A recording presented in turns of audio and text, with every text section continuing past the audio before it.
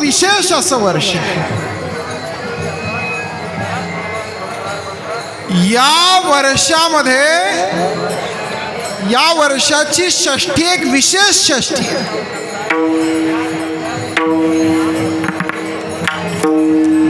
कारण या वर्षी शांती ब्रह्म एकनाथ महाराजांच्या समाधी सोहळ्याला 425 वर्ष पूर्ण झाले. विठ्ठला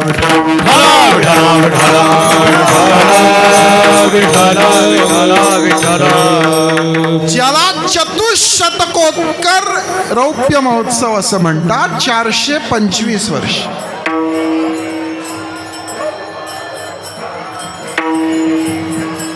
म्हणून या वर्षाची षष्ठी विशेष आहे. पण केवळ याच अर्थाने आजची षष्ठी विशेष आहे का, तर नाही. या दुधात साखर पडली आहे. काय साखर पडली आहे? नाथांच्या समाधीला 425 वर्ष पूर्ण झाले आणि नाथ महाराजांनी लिहिलेल्या एकनाथी भागवताला 450 वर्ष पूर्ण झाले आहेत. विठ्ठला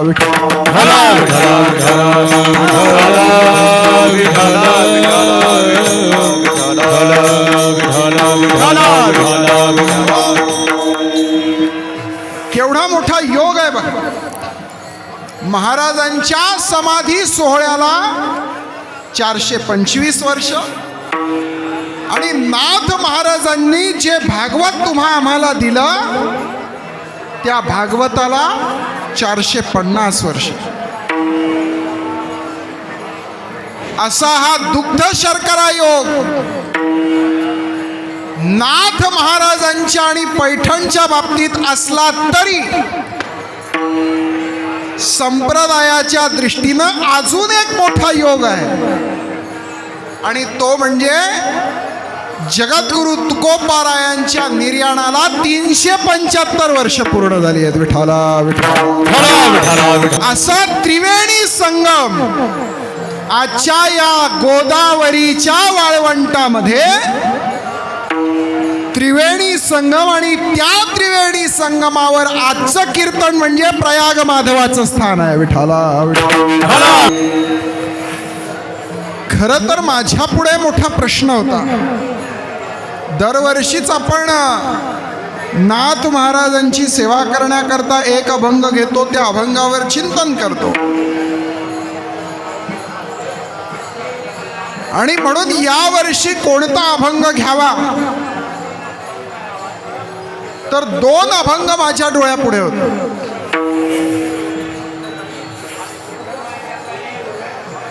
एक जो सेवेकरता घेतला तो आरती एकनाथा आणि दुसरा शरण शरण एकनाथा पायी माथा ठेवी. आता माझ्या पुढे यक्ष प्रश्न होता, या दोघातनं एक निवडायचा कसा? काहीतरी तर निकष लावावा लागेल ना. दोघही अभंग नाथ महाराजांवर आहेत. बरं, एक पहिला अभंग शरण शरण एकनाथा घेण्यामागचं कारण हे होतं, कालपर्यंत मी ठरवलं होतं की शरण शरण एकनाथा घ्यावा.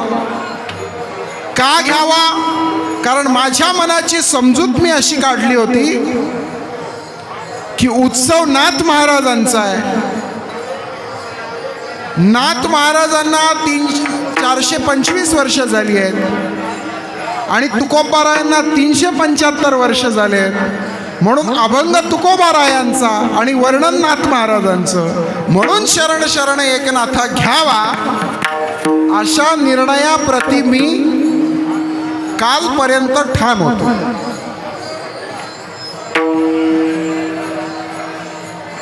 पण झालंय असं, माझ्या दुर्दैवाने सध्या वाचायला वेळ फार कमी मिळतो आणि म्हणून काल काही ग्रंथ, काही पुस्तकं आणि काही जुनं लिखाण चाळायला घेतलं आणि त्याच्यात गुरुवर्य अण्णासाहेबांचं म्हणजे काव्यतीर्थ आचार्य वेदांत वाचस्पती पूज्य श्री जगन्नाथ महाराज पवारांचं एक लिखाण माझ्या हाती लागलं आणि त्या लिखाणात असं लिहिलंय. काय लिहिलंय ते जरा नीट ऐका.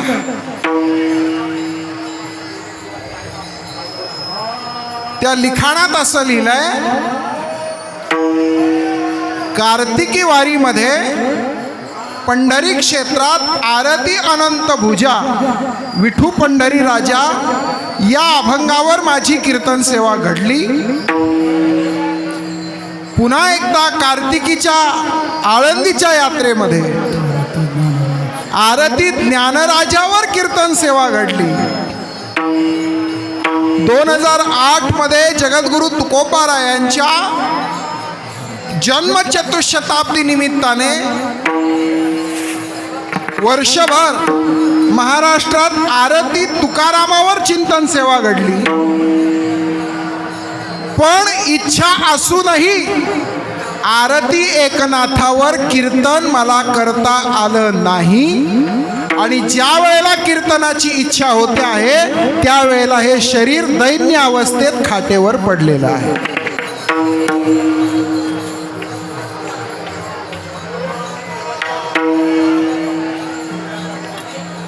आता हे चिंतन मला कालच का हाती लागावं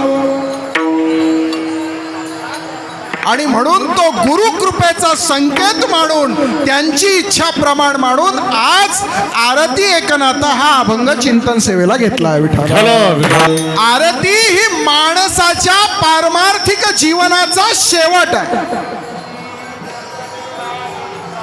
आरती कधी करायची असते? आल्या आल्या आरती करतो का आपण? भगवंताची आरती कधी असते? शेवटी असते. पारमार्थिक जीवनाचा शेवट म्हणजे आरती आहे.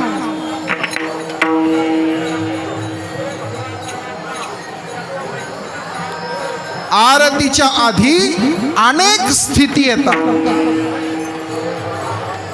सर्वसामान्य माणसाचं जीवन हे सांसारिक जीवन आहे. त्या सांसारिक जीवनामध्ये भगवंताच्या प्राप्तीची इच्छा ज्या वेळेला होते, भगवंताविषयीची आस्था ज्या वेळेला निर्माण होते, तो पारमार्थिक आयुष्यातला पहिला दिवस असतो. म्हणजे जगातल्या 98% लोकांचा परमार्थातल्या आस्थेविषयी दूर दूरपर्यंत संबंध येत, कारण भगवंताविषयीची आस्था त्याच्या मनामध्ये निर्माणच होत.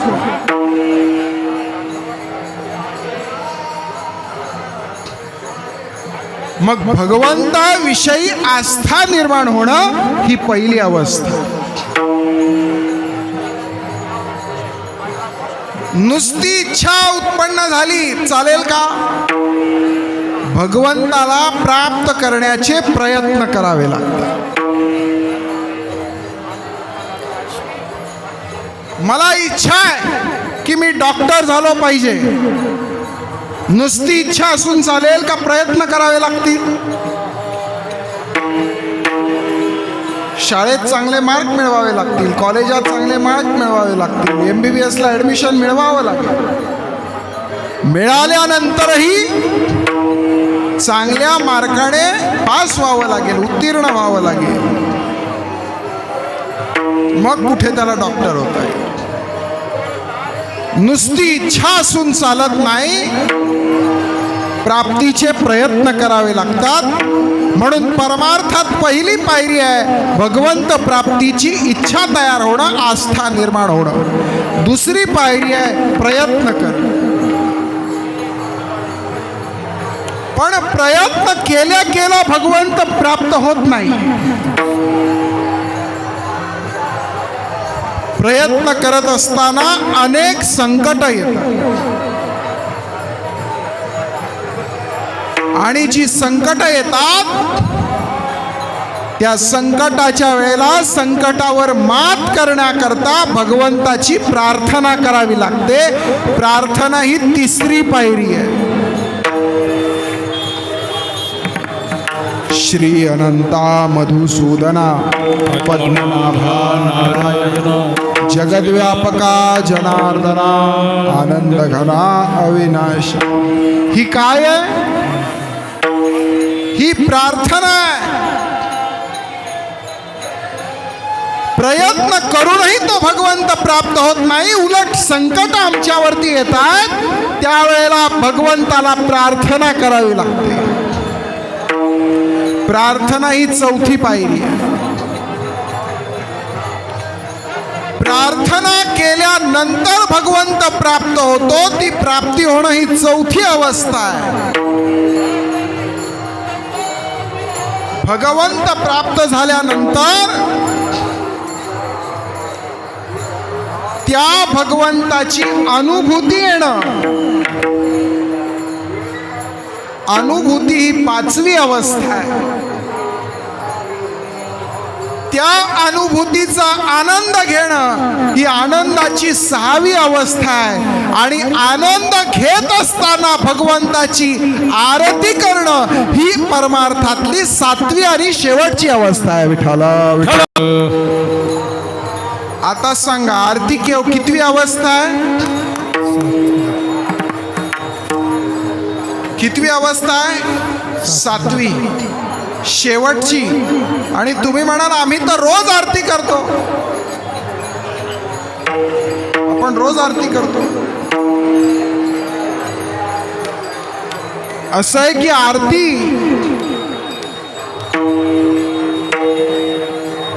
आरतीमध्ये सुद्धा किती फरक आहे बघा।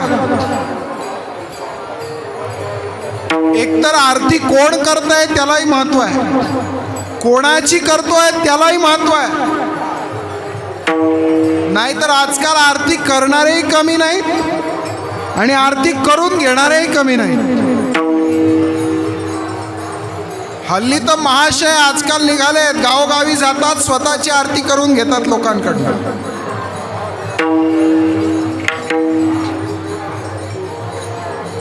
आणि भयानक प्रकार तर इतका वाढलाय, आपले लोक त्यांच्या पुढे आरती करतात आणि आरती कोणती म्हणतात? आरती ज्ञानराजा, आरती तुकारामा। आणि कोणाची आरती चालली आहे? त्या महाभागाची।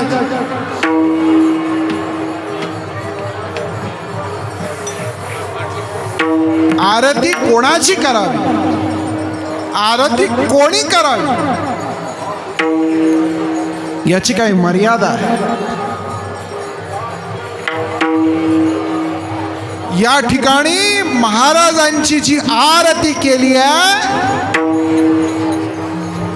या आरतीमध्ये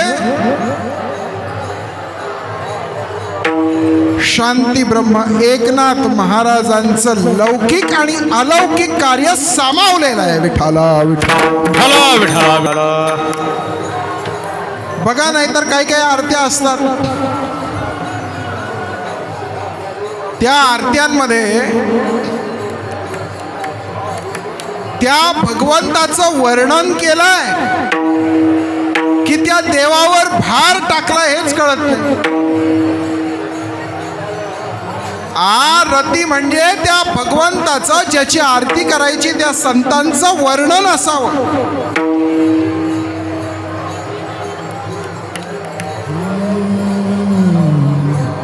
आपण घरी किती आरत्या करतो? किती आरत्या करतो? हा, म्हणजे मी सांप्रदायिक लोकांचा विचारत नाही। हा, सांप्रदायिक लोक युगे 28 पासून सुरू करतात, है की नाही? किंवा काही अभंगांपासून सुरू करतात। पांडुरंगाची आरती, माऊलीची आरती, तुकोबाराची। मी सांप्रदायिक लोकांचं विचारत नाही। संप्रदाय सोडून बाहेर किती आरत्या करतात? एका ठिकाणी मी आरतीला गेलो, ते म्हणे आरती आहे, आले तर आरती करून जा मंदिरात। गणपतीचं मंदिर होतं।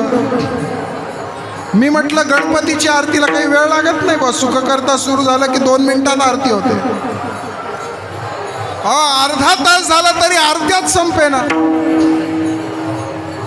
पहिली आरती गणपतीची, दुसरी आरती देवीची, तिसरी आरती शंकराची, चौथी आरती दत्तात्रयाची, पाचवी आरती संतोषी मातेची, सहावी आरती लक्ष्मी मातेची. ज्या आरत्या सुरू झाल्या त्या आरत्या काही थांबायला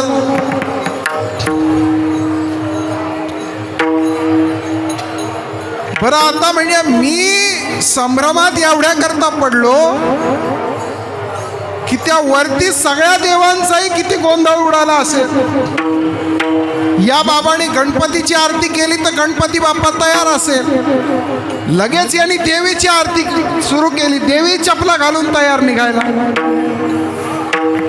देवीने निघावं तर शंकराची आरती सुरू केली, शंकराने तर स्कूटरला किकच मारली. खाली आरत्या सुरू झाल्या ना, ट्रॅफिक जाम सगळ्या देवांची. खाली यायचं कोणी नेमकं मला सांगा. आपला एका ठिकाणी निष्ठावंत भाव आहे का?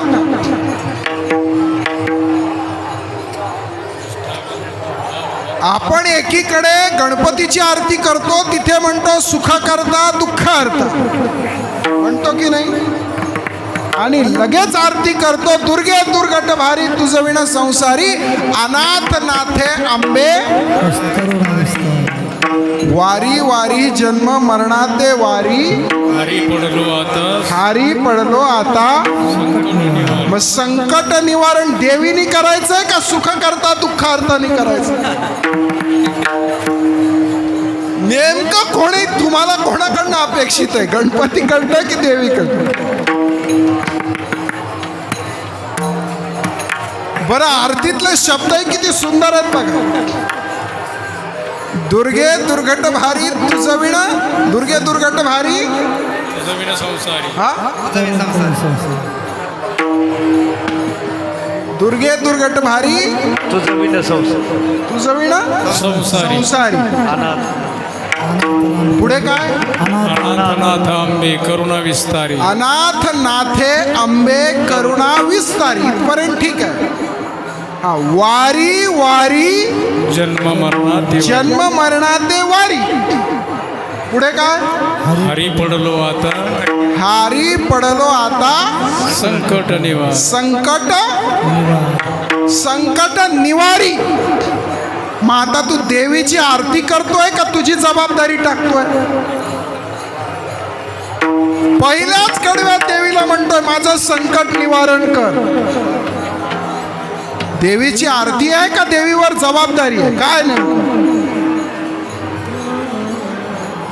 आता देवीलाही प्रश्न असा आहे, संकट निवारण केलं नाही तर माझी शक्ती नाही असं दिसतं, आणि संकट निवारण केलं तर हे सोयीचं नाही, याची तेवढी पात्रता नाही. नेमकं करावं तर काय करावं?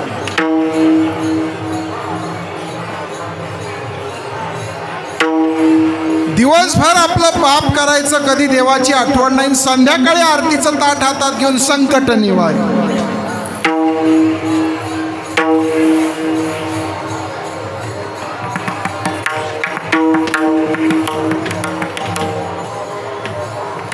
आरती आपण ज्याची करतोय त्या भगवंताच्या गुणाचं, नामाचं आणि रूपाचं वर्णन इतकंच आरतीचं स्वरूप असलं पाहिजे. विठ्ठला विठ्ठला. आपण आरती बघा, पांडुरंगाची आरती बघा.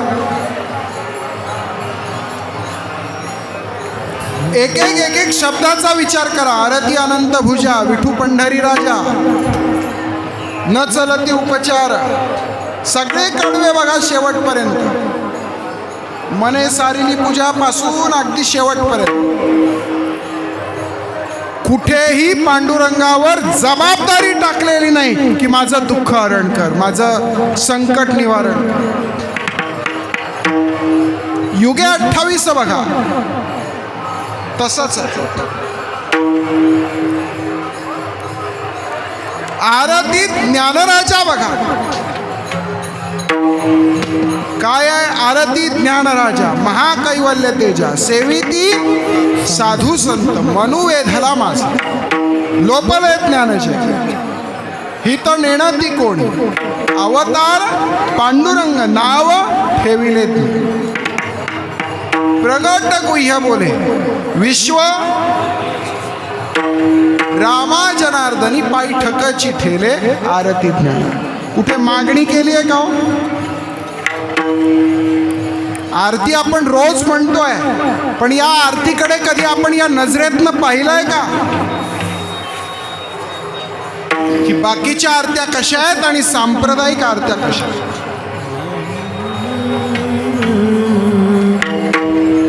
रामा जनार्दनांनी माऊलीकडे काहीतरी मागितलं का? माऊलीवर एक पैशाची तरी जबाबदारी टाकली का? रामेश्वर भटांनी केलेल्या तुकोबारायांच्या आरतीकडे बघा. आरती तुकाराम स्वामी सद्गुरु सच्चिदानंद मूर्ती पाय राघवे सागरात पाषाण तारिले तैसे तुकोबाचे अभंग रक्षिले आरती. तुकिता तुलनेसी ब्रह्म तुकासी आले म्हणवणी रामेश्वरे चरणी मस्तक ठेविले आरती. काय मागितलं तुकोबांकडे? काय जबाबदारी दिली तुकोबांवर?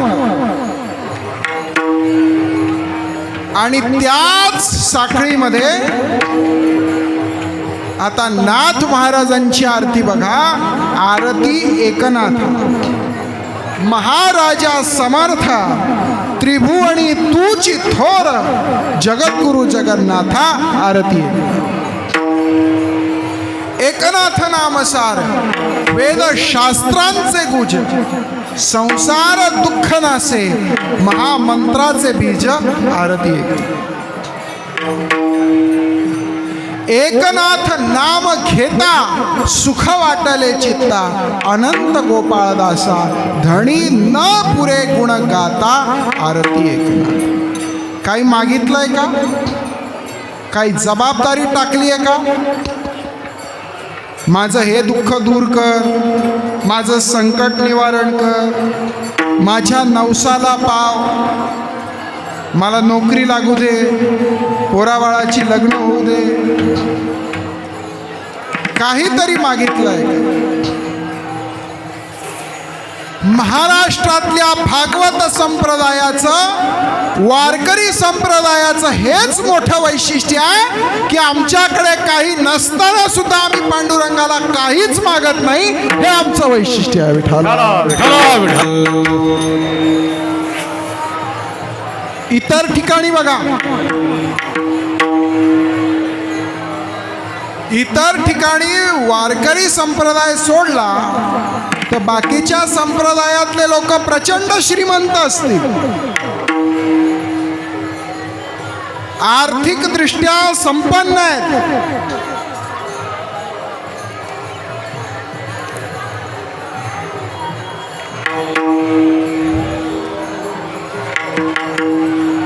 चकचकीत गाड्या आहेत, सर्व सुविधांनी युक्त असलेले बंगले आहेत, हाताखाली नौकर चाकर आहेत, गडगंज संपत्ती आहे. पण तरी सुद्धा ज्या दैवताची, ज्या गुरुची उपासना करतात तिथे काही ना काही इच्छा ठेवून करतात की आम्हाला हे मिळावं म्हणून ते पूजा अर्चना. या उलट आमचा वारकरी संप्रदाय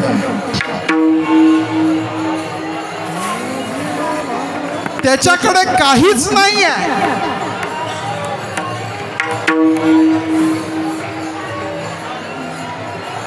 शंभरापैकी 90% लोक असे आहेत की ज्यांची परिस्थिती बेताची आहे. बेताची म्हणजे भागेल इतकं, कमी नाही जास्ती, पण तरी सुद्धा परमेश्वराकडे काहीही मागत नाहीत. तुम्ही तुम्ही सगळे या ठिकाणी आलात, काही नवस केला म्हणून आले का? षष्टीत नवस फेडायला येतात का? हा, षष्टीत काही नवस मागायला येतात का? कशा करता येतात? घरी काम नाही म्हणून येतात का? फक्त आणि फक्त परमेश्वराचा आनंद आणि त्या आनंदाच्या पलीकडे आम्हाला काही नको पांडुरंगा. ही जी आनंदाची अवस्था आहे, त्या 6व्या अवस्थेत आमचे वारकरी मुळातच आहेत आणि त्या आनंदाच्या अवस्थेतनं आलेली ही आरती अभंगाच्या पहिल्या कडव्या. आरती एकनाथा महाराजा समर्था, आरती एकनाथा महाराजा समर्था, आरती एकनाथा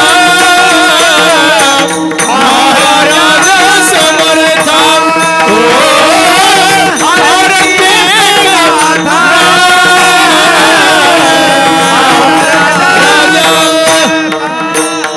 आरती एकनाथा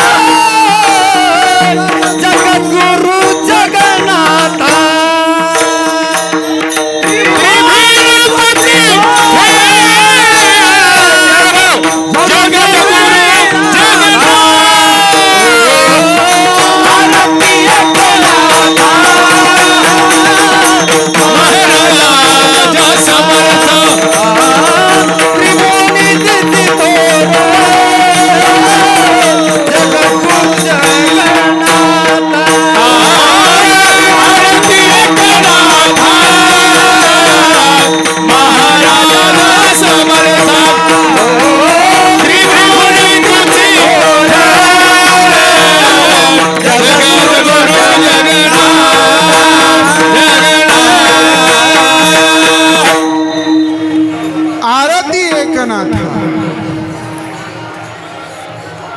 आणि म्हणून ज्या नाथ महाराजांचा आनंद वर्षानुवर्ष तुम्ही आम्ही अनुभवतो आहोत, त्या आनंदातून नाथांची आरती आपल्याला करायची. बघा, नाथ महाराजांना 425 वर्ष झाले आहेत,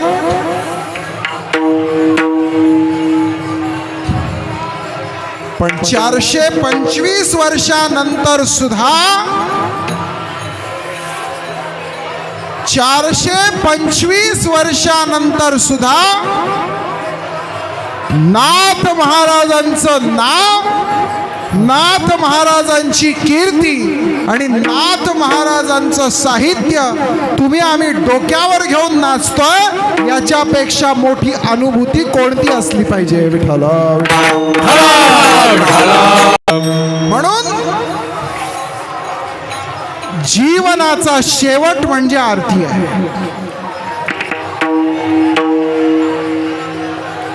म्हणून आरती कोणाची करावी, आरती कोणी करावी आणि आरती कशी करावी हे आधी आपण समजून घेतलं.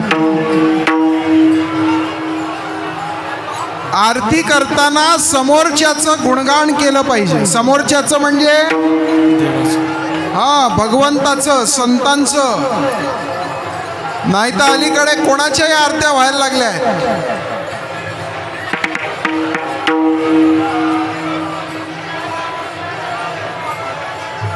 कोण कोणाची आरती करेल सांगताच येत नाही. अण्णा विनोदाने सांगायचे म्हणे, लोकांनी आता बायकोची आरती सुरू केली. एकाने लिहून आणली होती बायकोची आरती. जय देवा जय देवा जय तुम्ही बायको, जे जे तुम्ही सांगाल ते आम्ही ऐको.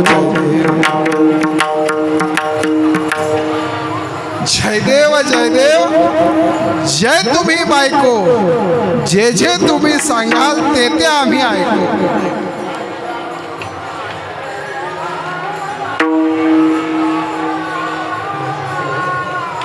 आरती करताना मुळात आरती या शब्दाचा अर्थच इतका गोड आहे. आरती म्हणजे आरत होणं. सर्व इंद्रियांचा विषय एक होणं, त्याचं नाव काय? सगळ्याचा विषय रत, एकच विषय होणं. विषय तो त्यांचा झाला नारायण नावडे जनधन माता पिता, नावडे जनधन माता पिता, नावडे जनधन माता पिता.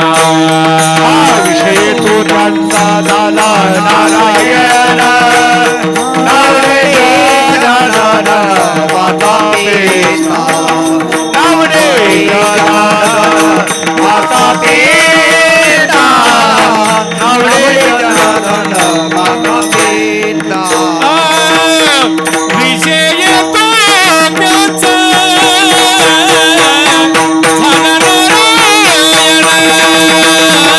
नारायण, विषय तो त्याचा झाला नारायण. विषय त्याचा झाला नारायण, विषय त्याचा झाला नारायण. नावड जनधन माता पिता,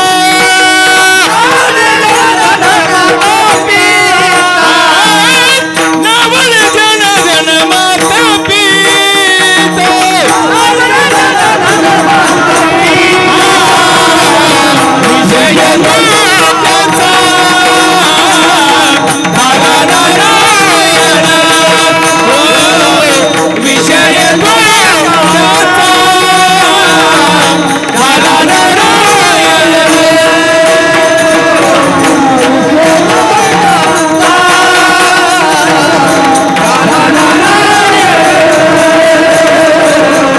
विषय त्याचा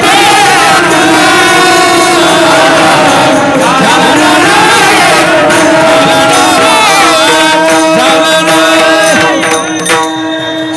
विषय तो त्यांचा झाला नारायण, नावडे जन धन माता पिता. सर्व इंद्रियांचा विषय केवळ नारायण होणं म्हणजेच काय? सगळ्याचा विषय एक होणं आणि त्या एकतेतून आरती करावी लागते.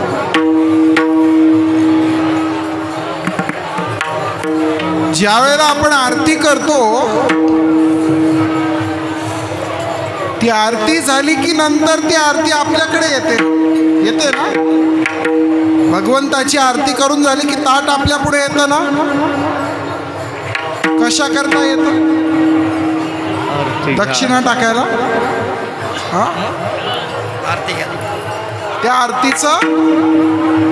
आरतीची प्रभा घ्यायची, दर्शन घ्यायचं. पण ती आरती ज्या वेळेला परमेश्वराकडनं आपल्याकडे येते, ती आरती हेच सांगते की ही आरती केवळ त्याची नाही, तुझी सुद्धा आहे, कारण तू त्याचाच अंश आहे. विठ्ठल कारण जीव आणि शिव हे भिन्न नाही आहे, आत्मा आणि परमात्मा हे भिन्न नाही आहे. आरती केवळ त्या परमात्म्याची नाही तर या जीवात्म्याची सुद्धा. म्हणून आपल्याकडे म्हटलं जातं, थांबा, आरती घेतल्याशिवाय जाऊ. पण आपलं सगळं बरोबर असतं, चुकतं कुठे सांगू का? आरती तर आपण करतोच, पण आरती घेता घेता देवाला तितक्याच साकडं टाकून मोकळं होतो, आमचं हे होतं.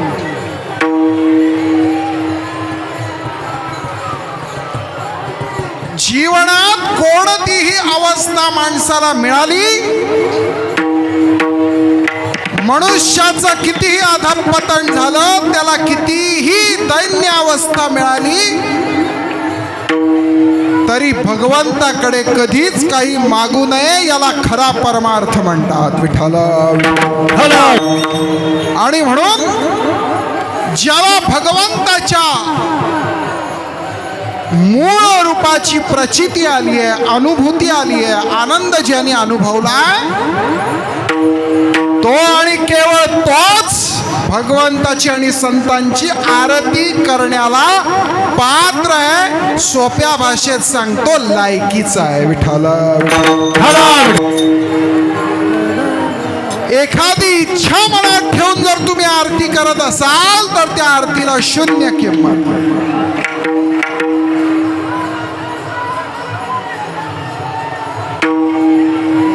ज्या श्री संत एकनाथ महाराजांचा उत्सव सुरू आहे, समाधी सोहळ्याला 425 वर्ष पूर्ण झाल्यात, त्या नाथ महाराजांचं चरित्र आपल्या डोळ्यापुढे आहे.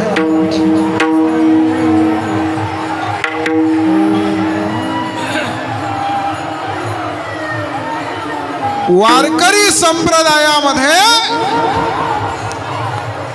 संप्रदायाची जी इमारत आहे,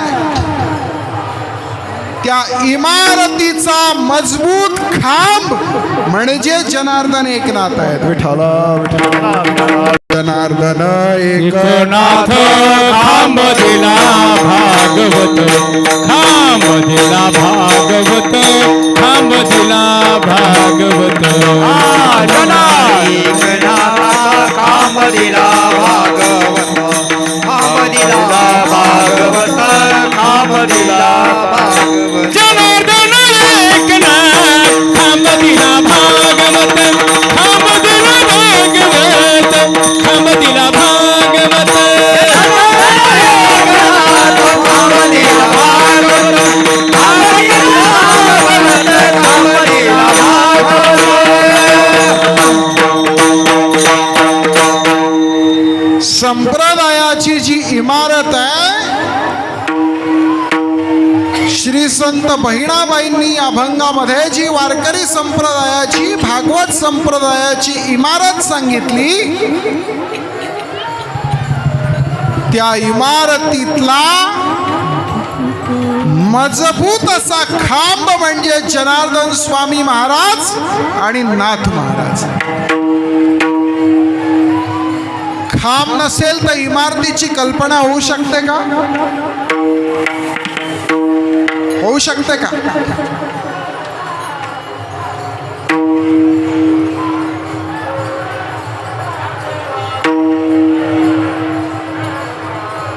नाथ महाराजांनी काय काय नाही केलं आपल्यासाठी. अभंगाची रचना केली, चिरंजीव पद निर्माण केलं, हरिपाठाची निर्मिती केली, आणि मुख्य म्हणजे एकनाथी भागवत आणि भावार्थ रामायण.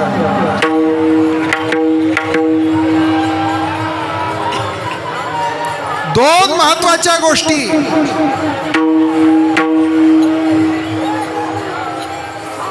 आजच्या खरं प्रसंगी मला सांगितलं पाहिजे, या वर्षामध्ये एक खूप चांगला योग, म्हणजे आता संप्रदायाच्या दृष्टीनं तर 3 योग मी आपल्याला सांगितलेच, पण या सगळ्या योगांपेक्षाही सुवर्ण योग कोणता आपल्या तुमच्या आमच्या जीवनात आला तर तो म्हणजे अयोध्येच्या राम मंदिराची पूर्तता.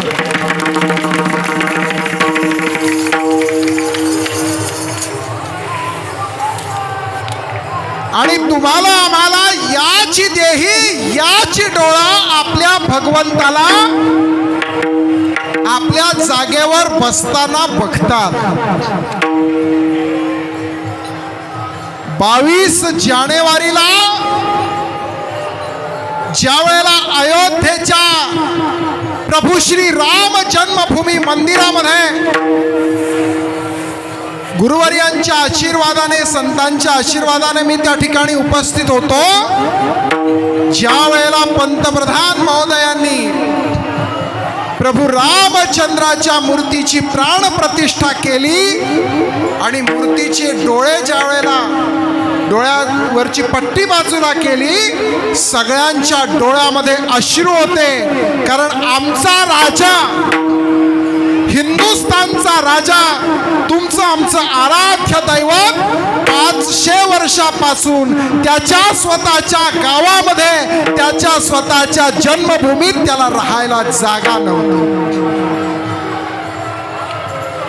आमच्या देशात, त्याच्या स्वतःच्या गावात, पण त्याला आमच्यावर आक्रमण करणाऱ्या मुघलांनी त्याचं स्थान सुद्धा भ्रष्ट केलं होतं. आणि या भारतातल्या नालायक राजकारण्यांनी स्वतःच्या राजकारणासाठी आमच्या देवाला सुद्धा जागेवर बसू दिलं नव्हतं. पण तुमचं आमचं सगळ्यांचं पुण्य फळाला आलं आणि या वर्षी आपल्या प्रभू रामचंद्र भगवंताला त्याच्या जागेवर बसण्याचं, पाहण्याचं भाग्य हे तुमच्या आमच्या नशिबात आलं. याहून मोठी जीवनात सार्थकता कोणती आहे मला सांगा. विठाला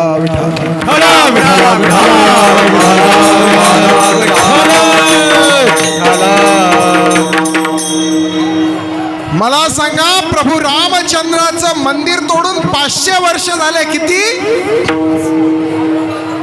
500 वर्षात किती पिढ्या आल्या आणि किती पिढ्या गेल्या?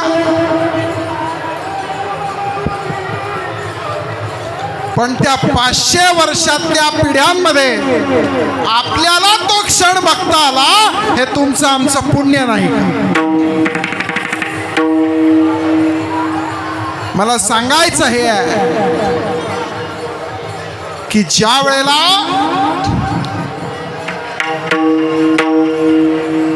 अयोध्येला प्रभू श्री रामचंद्राच्या मंदिराची प्राणप्रतिष्ठा करायचं ठरलं, 22 जानेवारीचा मुहूर्त होता.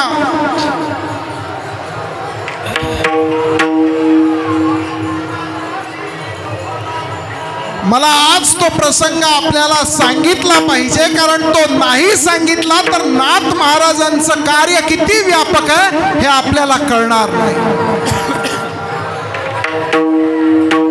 म्हणून आज तो प्रसंग मी आपल्याला सांगितला पाहिजे.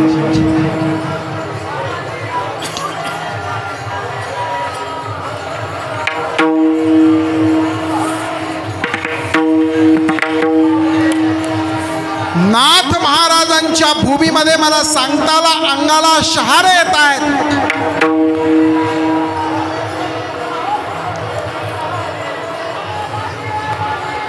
आठ जानेवारीचा दिवस होता या वर्षातला.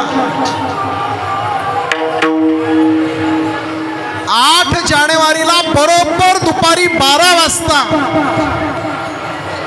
महाराष्ट्राचे उपमुख्यमंत्री देवेंद्रजी फडणवीस यांचा मला फोन आला आणि त्यांनी असं सांगितलं की मी आत्ता पंतप्रधान माननीय मोदीजींचा फोन ठेवला आणि तुम्हाला फोन केला. मोदीजी म्हणतायत की मी 12 जानेवारीला नाशिकला येतोय आणि नाशिकला आल्यानंतर 12 जानेवारीपासून मला 11 दिवस रामचंद्रांच्या प्राणप्रतिष्ठेसाठी 11 दिवस मला उपवास करायचा आहे. 11 दिवस मला तप करायचं आहे. 11 दिवस मी खाली झोपणार आहे. 11 दिवस मी फक्त फळं सेवन करणार आहे. 11 दिवस मी फक्त तीर्थाटन करणार आहे. आणि त्याची सुरुवात मला रामचंद्राच्या पदस्पर्शाने पुनीत झालेल्या नाशिकमधून करायची आहे. पण पुढचं जे सांगितलं ते ऐका. पण पंतप्रधान महोदयांची इच्छा ही आहे की मी ज्या वेळेला माझी साधना नाशिकमधून सुरू करतोय महाराष्ट्रातून सुरू करतोय, काळाराम मंदिरातनं सुरू करतोय, त्यावेळेला मला काही काळ का होईना पण संत श्री एकनाथ महाराजांनी लिहिलेलं भावार्थ रामायण ऐकायचं आहे.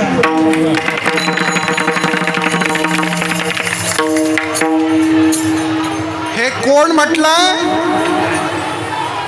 देशाचे पंतप्रधान नरेंद्र मोदीजी. मला माननीय देवेंद्रजींनी सांगितलं की पंतप्रधानांना रामायण ऐकायचं आहे आणि 50 मिनिटं ते या सगळ्या काळामध्ये नाशिकला फक्त आणि फक्त दर्शन आणि भावार्थ रामायण ऐकण्यासाठी ते देत आहेत. कसं नियोजन करायचं आहे? पुढच्या 3 दिवसात आम्ही रात्रंदिवस मेहनत घेऊन सगळं नियोजन केलं. पंतप्रधान आले, ते रामकुंडावर गेले. आधी रामकुंडावर त्यांनी गंगेचं पूजन केलं, साधू संतांचं दर्शन घेतलं. काळाराम मंदिरात आले. काळाराम मंदिरात प्रभू श्री रामचंद्राचं दर्शन घेऊन वारकरी संप्रदायातले प्रमुख 14 संत आपण त्या ठिकाणी बोलवले होते. सगळ्या संतांचे वंशज होते.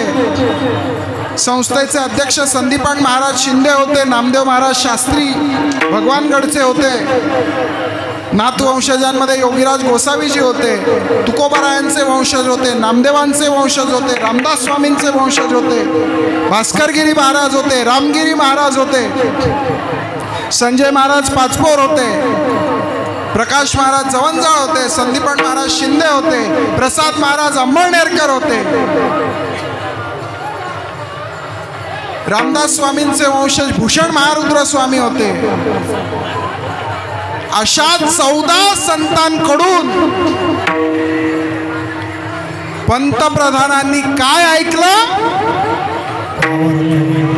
काय ऐकलं? तुमच्या आमच्या नाथ महाराजांनी लिहिलेलं भावार्थ रामायण. इतकी नाथ महाराजांची ख्याती जगात आणि देशात मोठी आहे. त्यांचा हा नाथषष्ठी उत्सव आहे आणि म्हणून त्यांची आरती आहे. आरती एकनाथ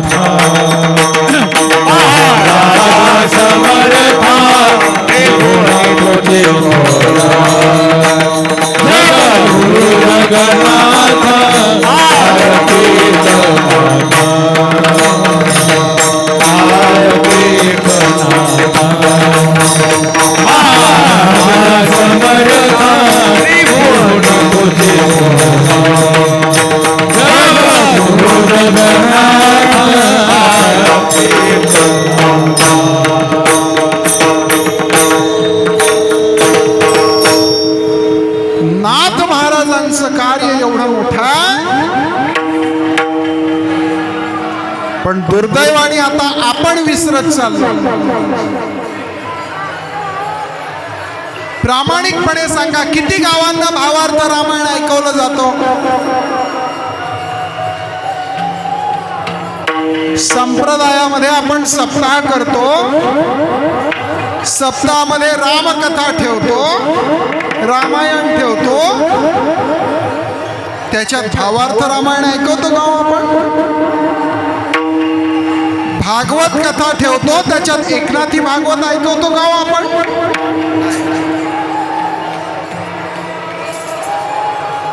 मग हे नाथ महाराजांचं भागवत, नाथ महाराजांचं रामायण जर संप्रदायातल्या लोकांनी गावोगावी ऐकवलं नाही तर मग काय नुसतं देवारात त्याची पूजा करायला ते ठेवायचं आहे का? या साहित्याचा प्रचार प्रसार आपण कधी करणार आहात? संप्रदायाच्या या साहित्याचा, नाथ महाराजांनी लिहिलेल्या रामायणाचा, भागवताचा प्रचार प्रसार आपण कधी करणार आहोत? देशाच्या पंतप्रधानाला जर नाथ महाराजांचं भावार्थ रामायण ऐकावं वाटतं तर तुम्हाला आम्हाला त्याचं पारायण करावं का वाटत नाही? त्याचं पारायण आपण का करत नाही? आणि म्हणून माझी विनंती आहे आपल्या सगळ्यांना, हे नाथ महाराजांचं समाधीचं 425वं वर्ष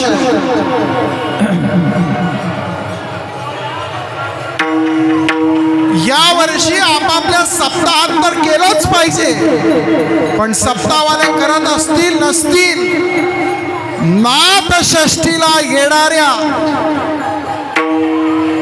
आणि त्यातल्या त्यात पारनेरकर फळावर येणाऱ्या वारकऱ्यांनी हा संकल्प करा की येणाऱ्या वर्षात मी माझ्या घरी भावार्थ रामायणाचं एकदा आणि एकनाथी भागवताचं एकदा पारायण करीन.